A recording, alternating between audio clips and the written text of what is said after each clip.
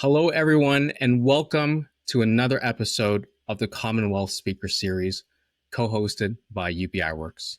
My name is Ken Yang, and today we are joined by none other than Dr. Geoffrey Hinton.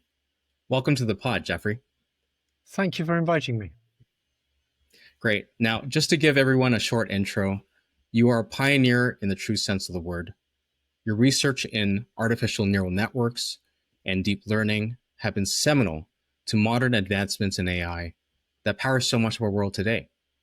Last year, you were awarded the Nobel Prize in Physics, adding to a very long and decorated history spanning over 50 years. Now, I could keep going about your accolades because there are so many, but I'd love to jump straight into the topic and reason that we're all here today. Professor, you and your students have helped spawn an industry that has created such massive economic potential and productivity boom. Yet you're also somebody that has sounded the alarms on the risks. Could you talk to us about that? Yes, so AI was developed in the hope that it would do tremendous good by increasing productivity, particularly in areas like healthcare and education. But basically in any industry where you need to predict something, AI can make better predictions from data than other methods. That is the neural net version of AI. So it's got tremendous potential for increasing productivity and doing good. But it also has tremendous potential for being misused by bad actors. That gives you a whole set of risks. And it also, there's some potential that it might itself want to take control away from us when it gets smarter than people. So we have to deal with two kinds of risk: that it might be used by bad actors for bad things, and there's many bad things it might be used for, and that it itself might become smarter than us and just take control away from us. Wow, there's a lot to unpack here. You mentioned two categories of risks, and if any one of these played out, it would be catastrophic, let alone a perfect storm. So walk us through how some of this might play out. If, for example, you mentioned AI's trying to take over, what does that Okay, look so like? that's what I call the existential threat, because that might actually get rid of people altogether. So if you talk to the expert, most of us believe that sometime between 5 and 20 years from now, we'll get AI that's smarter than people at general intelligence. So one way to think about it is, if you had a debate with it about anything, you'd lose. It can solve problems. Already we've got AI that's much smarter than people in limited domains like chess or Go, or some areas of mathematics. But we're expecting sort of general purpose super intelligent AI. Now, this kind of AI will be able to create its own sub-goals. So if I give you the goal of getting to Europe, a sub-goal is to get to an airport. And to make AIs effective as agents, which is what people are trying to do now, you have to give them the ability to create sub-goals. As soon as you give an intelligent system the ability to create sub-goals, it will quickly realize that one good sub-goal is to stay alive. Because if it doesn't stay alive, all the other goals you've given it can't be achieved. So it needs to stay alive. It doesn't have to have an innate sense of self-preservation. It'll figure out it needs to preserve itself just so it can get stuff done. It'll also figure out that if it gets more control, it'll be able to get stuff done more efficiently. And that's quite scary, because now we know that an agentic AI that's super intelligent will have a self-preservation desire that's derived from the other things we gave it, the other goals we gave it. And it will also want to get more control. And it might end up just taking control away from people. If you look around you and ask, how many examples are there of a more intelligent thing being controlled by a less intelligent thing? And don't take small differences in intelligence, like the difference between Trump and a Harvard lawyer. Take big differences in intelligence, like the difference between a mother and baby. A mother and baby is about the only example we know of where a more intelligent thing is controlled by a less intelligent thing. And that's because evolution wired lots of things into the mother, as well as society putting lots of pressures and there being learning by the mother, to make the mother care for the baby. We wouldn't exist unless mothers cared for babies. So that's the only Right. example we know. And I currently believe that's probably the best model we have of how we can survive with superintelligent AI. That the superintelligent AI will be the mother and we will be the baby. Wow, that's a very visual, very visceral analogy. What And it's does very taking over different look like? from what most of the people who run the big tech companies think.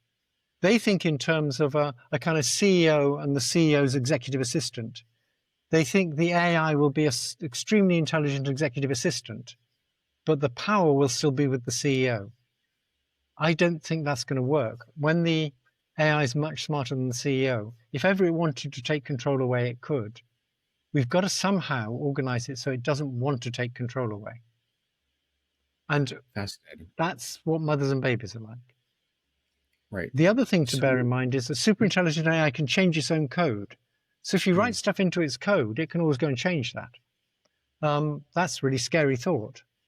But if you took a it is. mother and you said, would you like to change your maternal instinct so you no longer cared for the baby? The mother would say no, because she currently cares for the baby and she doesn't want the baby to die. And so she won't want to get rid of her maternal instinct. And so Right. there's some hope that even though these things have the ability to change their code so they don't care for us at all, they won't want to do it because they care for us. Right. And so, in its course of achieving its goals, it could become misaligned with the goals of humanity. It could take over. Could it take over institutions? Oh, Maybe yes, it'll be able aspects to of do all those technology. things. Yes, it'll It could have the also take over. capability to do those things. We have to make it so even though it's got the capability, it doesn't want to. Right. You've also talked about the risks of AI possibly taking over our jobs. Could you talk a little bit about that as well? Yes. So some people say, particularly some economists say, when you get a new technology, it always destroys some jobs and creates new jobs. So, for example, being a ditch digger is not a good occupation anymore now that we have backhoes. They're just better at digging ditches. Big muscles aren't much value. Um, but of course, those people can go off and do paperwork. Mhm. But when you get super intelligent AI, it'll be able to do the paperwork much better. And there's not clear what job those people are going to do.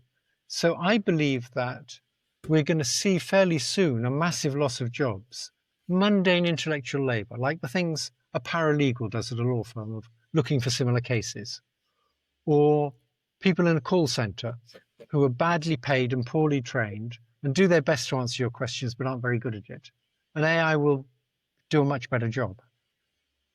Right. And we could keep going on and think of so many examples throughout our labor Yes. market where there are routine, repetitive tasks that maybe a general purpose or even a narrow AI could do, let alone a super intelligence that is many times more powerful than us. So it seems to me fairly clear that there will be massive job loss. Now, that job loss comes because we've got increased productivity, and that should be good for people. In an ideal world, if you have increased productivity, everybody gets more goods and services. That should be great. But because of the system we live in, we know what's going to happen, that a lot of poor people will lose their jobs, and a lot of rich people will get even richer.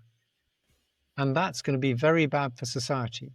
Basically, the level of violence in society is very closely correlated with the gap between rich and poor.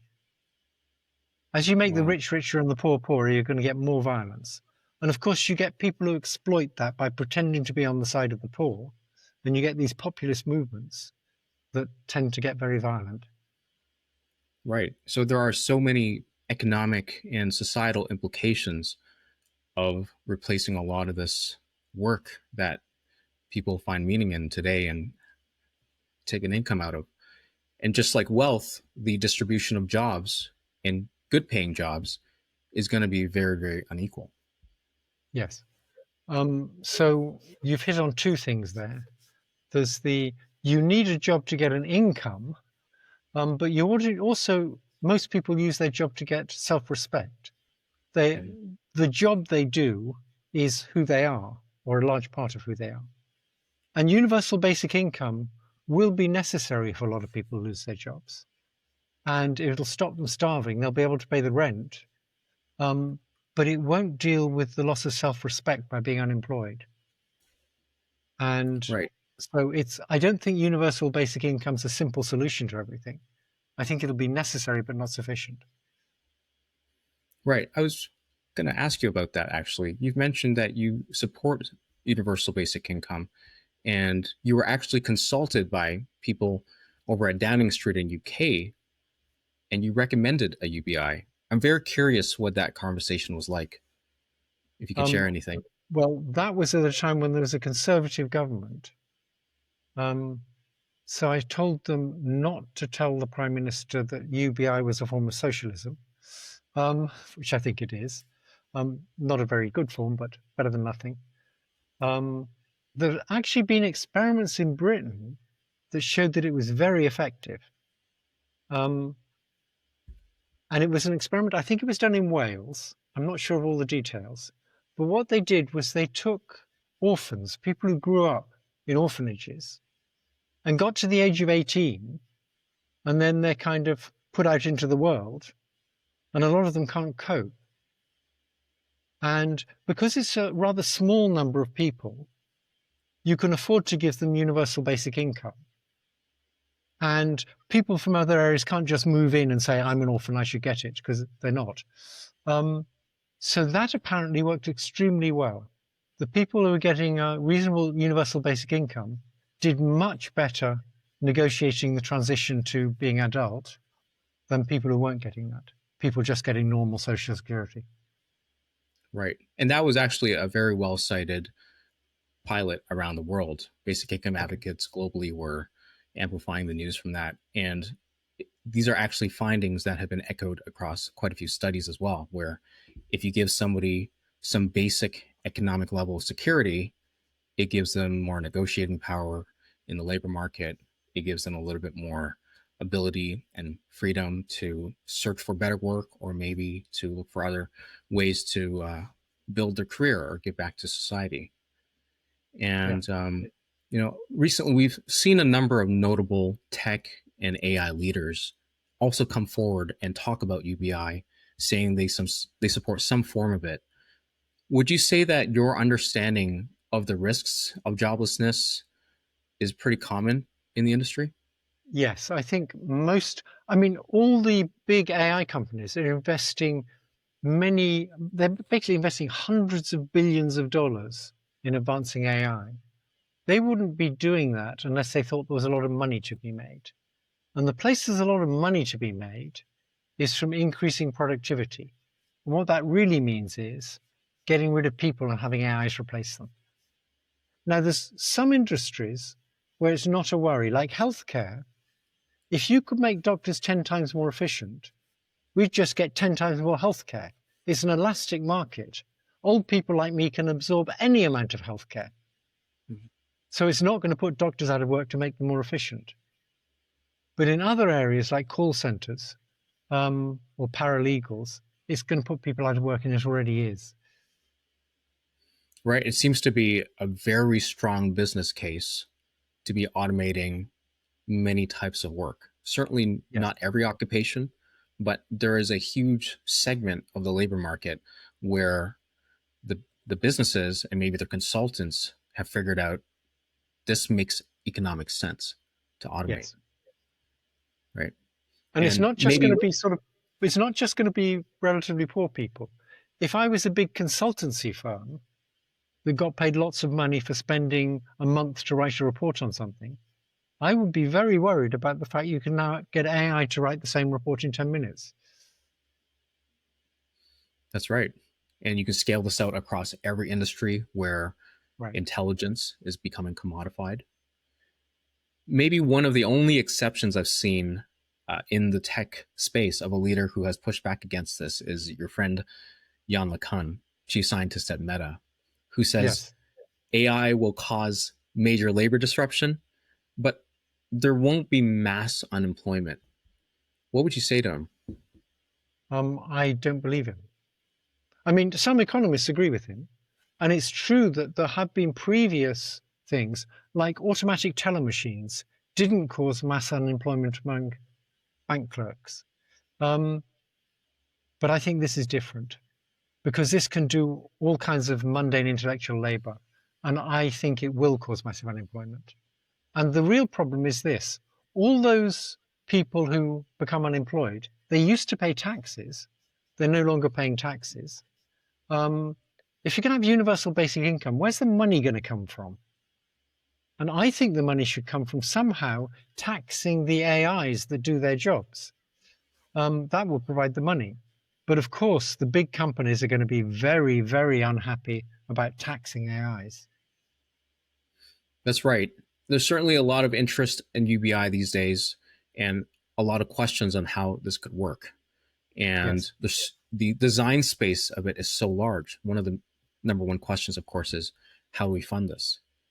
Yeah. And to ground this in the real world and practical policy, it's often useful to think of it as two complementary models of basic income that already work today. And there are ways of funding it. There's what's called a guaranteed minimum income. Some call it a negative income tax or a livable income.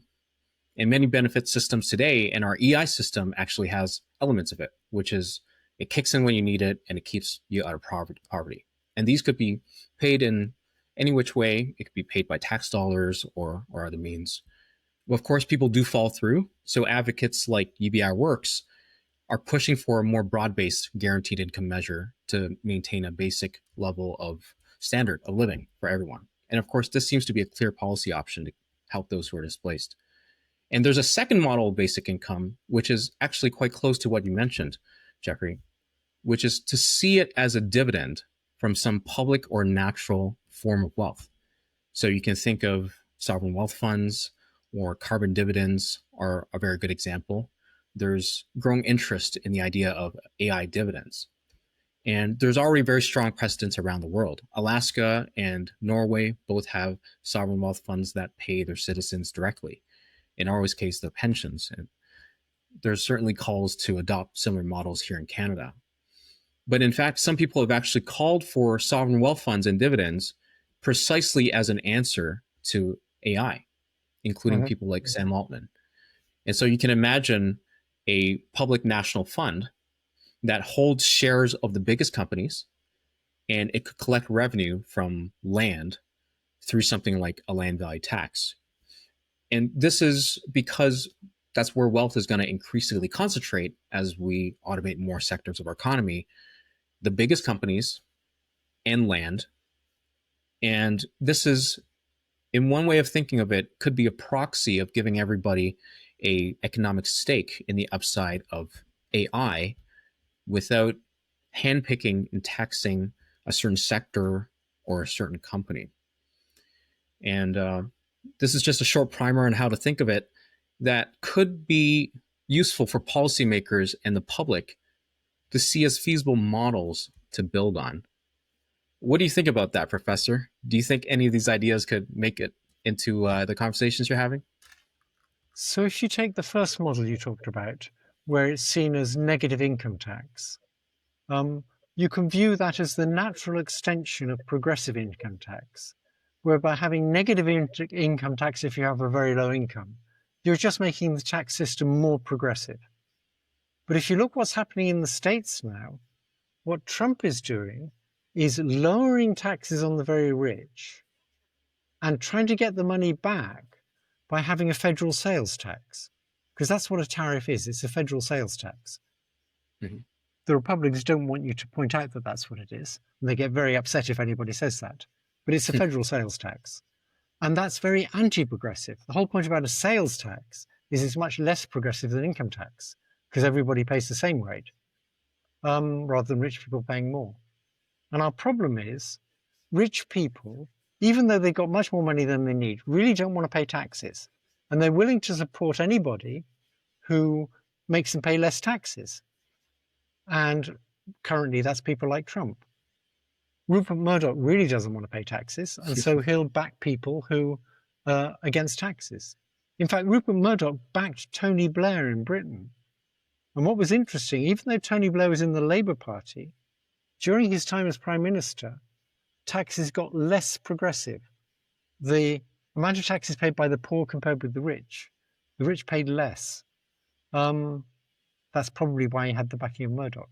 So we're in a society now where there's people with huge amounts of money who really don't need it and use it to build super yachts or to go to Mars, which is a silly thing to do. When there's lots and lots of poor people who could use the money to much more benefit in terms of human happiness. And we're going in the wrong direction.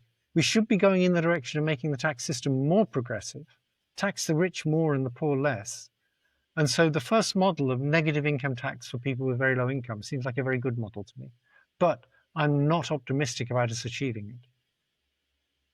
Right. What you've talked about is what some people call the difference between a trickle-down economy and a trickle-up economy. And what we've The seen... trickle-down economy never did work. It was just a fantasy of the rich. Mm-hmm. And whereas in a trickle-up economy, if you put money directly into the hands of working families, they have a much greater propensity to spend. There are many more pro-social and pro-economic benefits of doing that.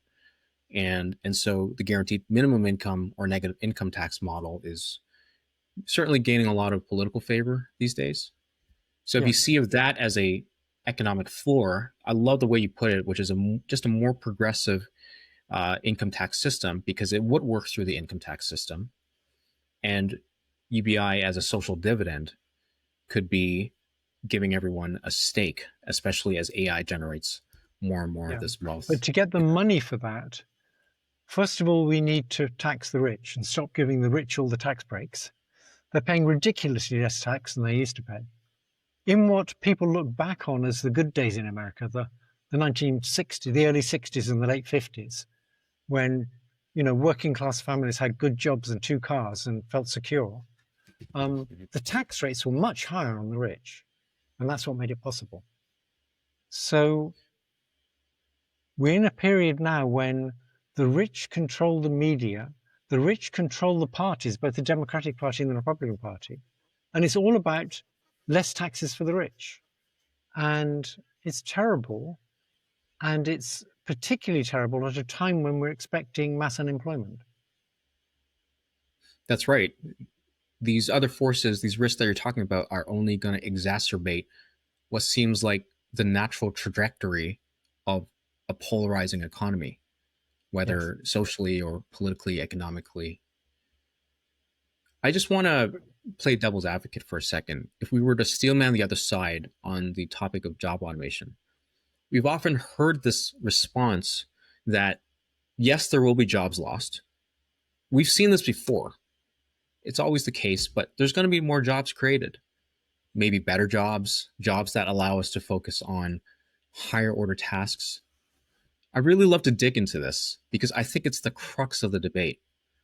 Yes, I agree. What is your response? And my thought is that a superintelligent AI is unlike anything we've ever seen. It's very, very different from just a new machine that does something more efficiently. I mean, people used to make clothes by hand, and then they made clothes with machines, and there was massive unemployment. But then eventually they got jobs doing other things. But super intelligent things are going to take away nearly all the jobs. And the idea that there's going to be jobs that are still okay when you have super intelligent AI is quite dubious. I think the job of an interviewer, for example, will disappear too. Super intelligent AI will be able to do a better job of interviewing me.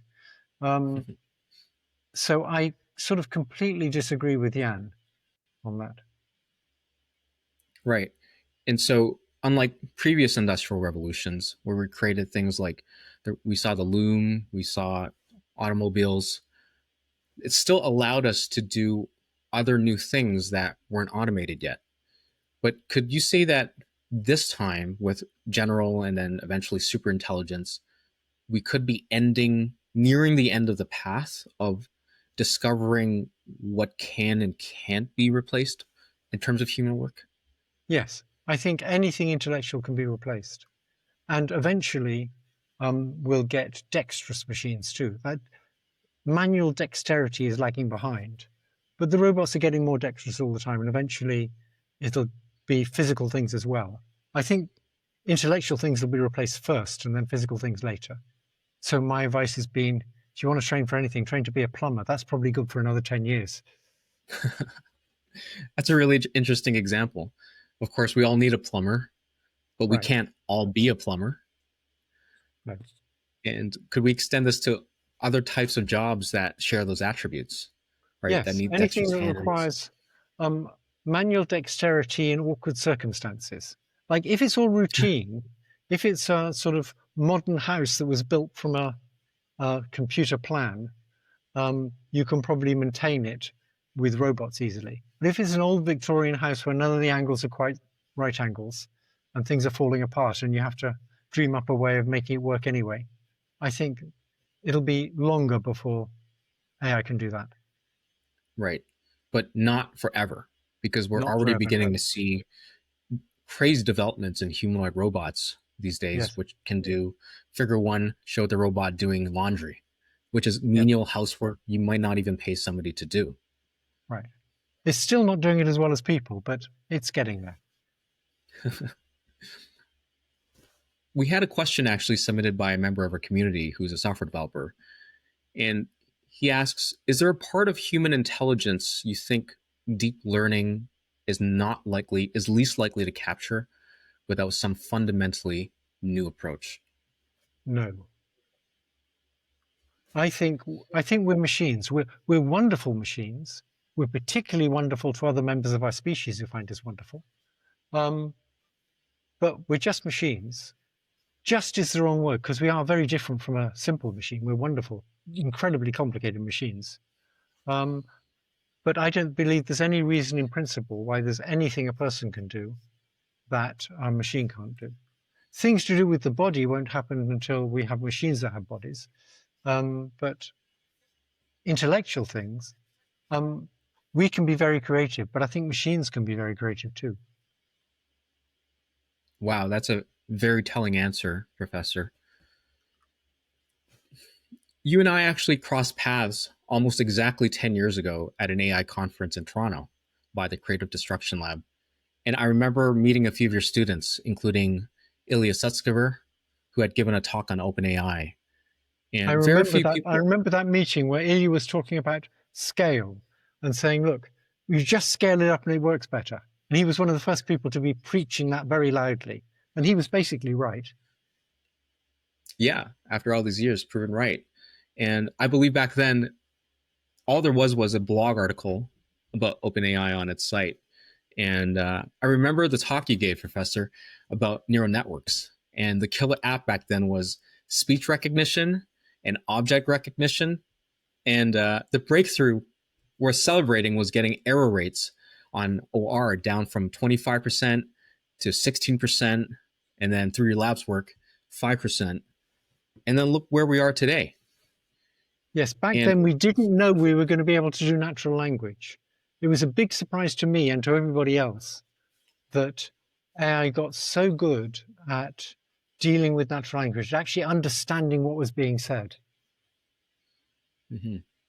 And I'm just really curious. This was 10 years ago.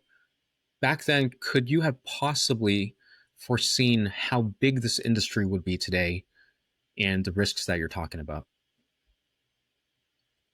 You could have foreseen the risks if the industry got this advanced. It wasn't hard to see that when it got very advanced, there would be all these risks. What was very surprising was how quickly it got so advanced, particularly in dealing with natural language. Right. And so that was the last 10 years, and so much has happened. Fast forward another 10 years. What do you see? So I think a good way to think about that is, let's make it 15 years. 15 years ago, like in 2010, if you'd asked people where AI would be now, and you said, would it be where it is now? They would have said, absolutely no way, no chance. People like me would have said, even people who believed in neural nets would have said, no, it's going to take longer than 15 years before we can have multimodal AIs that can see things, recognize things, answer any question you ask it in a reasonable way, give a caption to any picture you give it. That's crazy. That's going to be 50 years off. Well, we were wrong. I think if you now look 15 years in the future, we're going to be as wrong at predicting that. So I don't know what's going to happen 15 years in the future. It's just possible things will slow down a lot, but I suspect they'll speed up a lot. And we'll get just things that now seem miraculous. Right. And it reminds me of this recent paper from UC Berkeley. I love your take on this, Professor, where they polled almost 3,000 top tier AI researchers. And they predicted about a 50% chance that all human occupations will be automatable sometime around 2100. Now, that seems like a very far time away, but like you said, it's very hard to predict even the next 15 years. Well, So, I would actually suspect there's a good chance all human occupations can be automated before that. I'd have said sort of 50 years was a better bet, and maybe sooner. wow. So that seems So pretty take urgent. mathematicians, for example. Mathematicians, I think they're going to be out of business fairly quickly because mathematics is a closed system. It doesn't require data. So you can have an AI, it's like chess and Go. You can have an AI that just has one module that proposes theorems and another module that tries to prove them. And it can just keep learning lots and lots of stuff about mathematics. And I think, and many mathematicians now are beginning to think, it may outstrip human mathematicians quite quickly. Right. You made it a focus of your work recently to build awareness for these risks. How's that been going so far? It's been going moderately well.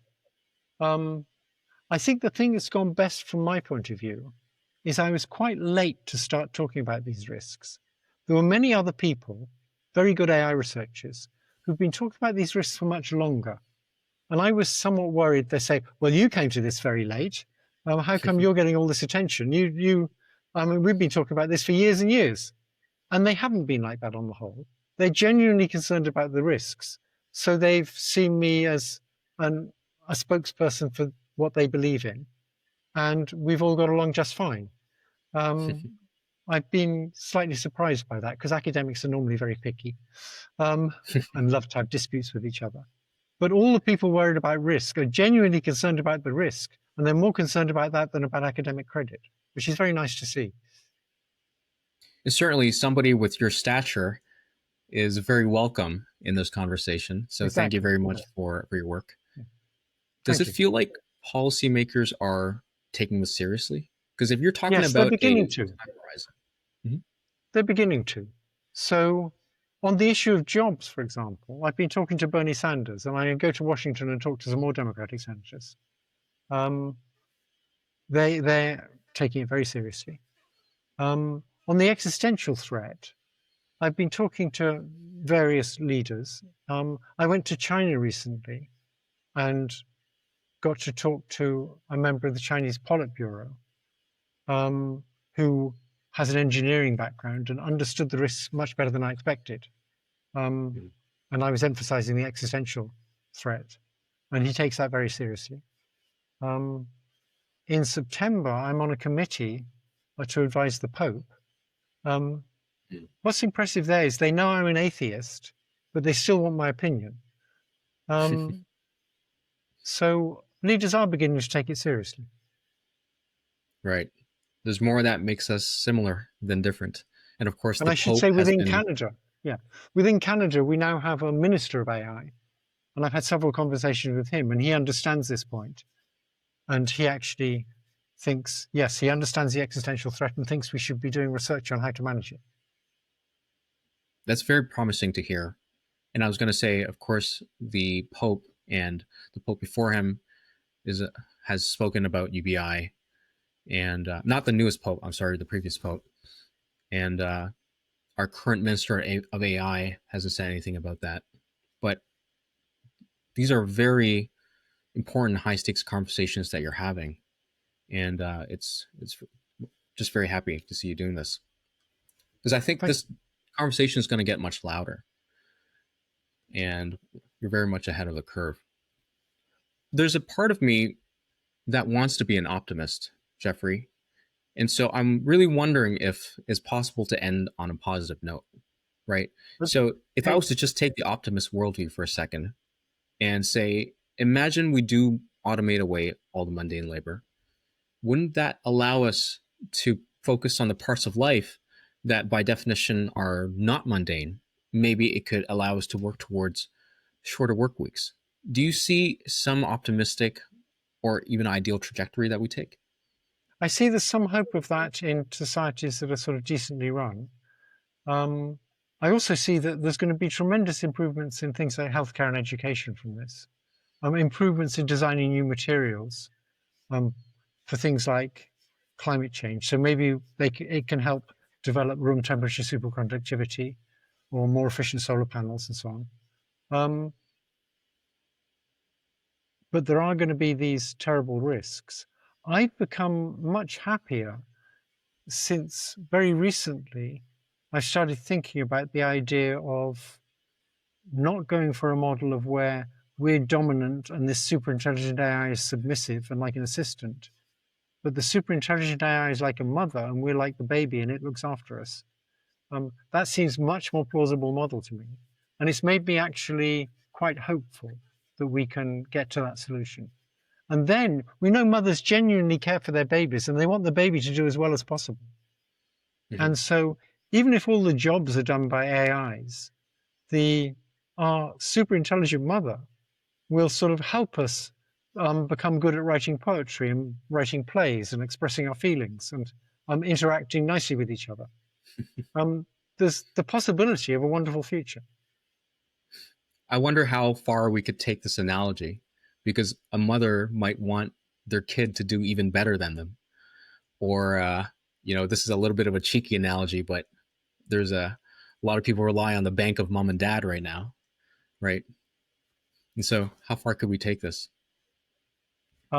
We'll see. I mean, the thing to bear in mind is it's a funny period of history where we're about to get something, a super intelligent AI, that we've got no experience with at all. We're so used to being the apex intelligence.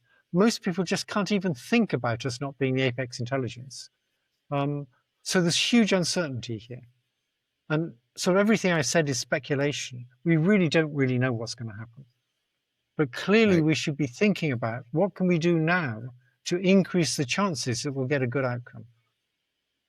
Mm-hmm. Very prudent, very ominous. Dr. Hinton, I'd like to leave a last word with you. Our audience represents a large cross-section of Canadian and US society mostly, including politicians, business leaders, academics, and social advocates. Do you have a message that you'd like to leave with everyone? What I've kind of specialized in since I've been talking about safety is this existential threat. So I don't want to downplay all the short-term threats caused by bad actors like cyber attacks and nasty viruses and fake videos and lethal autonomous weapons. Those are all very important things. But I do think the biggest threat of all, although it's longer term, is of AI getting smarter than us and just taking over. And the message I'd like to leave you with is we should be doing everything that's possible now to see if we can envision a future and bring to pass a future where we can coexist with superintelligent AI.